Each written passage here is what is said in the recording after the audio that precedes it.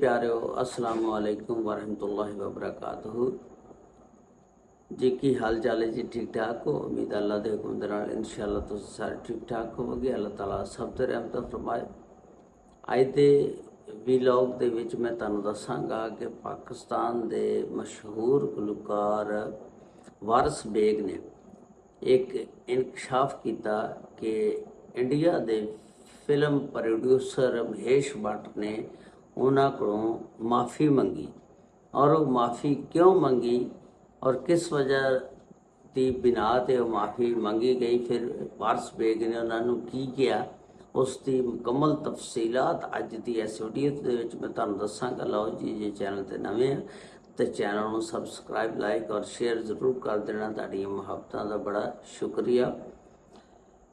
पाकिस्तान के मशहूर सिंगर वारिस बेग साहब एक निजी प्रोग्राम दे विच गए तो उत्थे गाणियां दे हवाले और म्यूजिक दे हवाले नाल गलबात हुई तो उन्हां कोलों पुछया गया गाणियां दे बारे दे विच। उन्होंने उत्थे इंकशाफ किया कि मेरा एक गाना जिहड़ा महेश भट्ट साहब ने फिल्म मर्डर दे विच इस्तेमाल किया और मेरे तो पुछे तो बगैर किया, तो फिर वो गाने की वजह दे नाल उन्होंने मेरे को माफ़ी मंगी।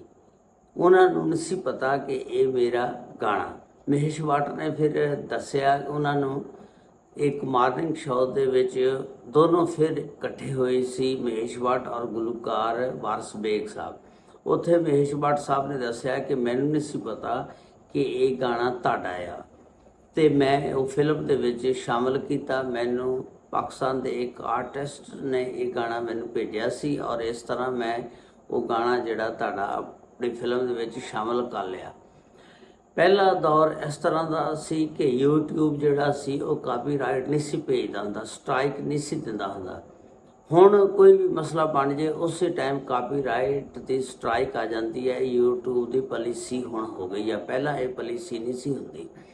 तो इस तरह महेश भट्ट साहब ने वारिस बेग कोलों माफ़ी मंगी, यानी उन्होंने गाने नूं कापी करके अपनी फिल्म दे विच शामिल किया सी। और फिर वो दसदे ने कि मेरा वारिस बेग साहब दसदे ने कि बहुत बड़ा दिल हो गया सी कि उन्होंने मेरे कोलों माफ़ी मंगी। उस तो अलावा गुलकार वारिस बेग ने गलबात करदे हुए दस्या कि फिल्म फनाह दे विच आमिर खान ने मेरा गाना भी इस्तेमाल किया। तो उस गाने नूं जिस वेले इस्तेमाल किया आमिर खान नूं हजे तक नहीं पता कि वह मेरा गाना है। एक गाना सी चंदा चमके चमचम, ये गाना भी फनाह फिल्म दे विच आमिर खान ने इस्तेमाल किया और लेकिन उन्होंने मैनू दस्या नहीं है। तो गुलकार वारिस बेग साहब सन 1965 दे विच लाहौर दे विच पैदा होए सी। तो इन्होंने ग्रेजुएशन भी गौरमेंट कॉलेज लाहौर तो हासिल की सी। तो उस तो बाद फिर इन्होंने फिल्मों के विच गाना शुरू किया।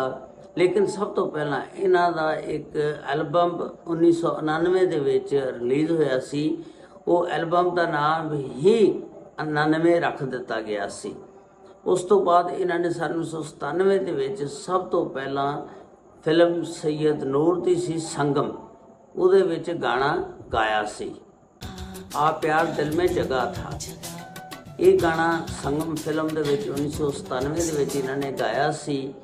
ते उस तो बाद फिर इन्होंने तकरीबन 100 फिल्मां दे विच गाने गाए ने। ते उस तो अलावा 2022 दे विच इन्हों प्राइड ऑफ परफॉर्मेंस मिलिया और 2020 दे विच इन्होंने एक निगार अवार्ड हासिल किया। इसी अज का विलॉग जिहड़ा मैं तुहाडे नाल शेयर किया, उम्मीद है तुहानूं पसंद आया होएगा। अस्सलाम वालेकुम वरहमतुल्लाहि वबरकातुहू।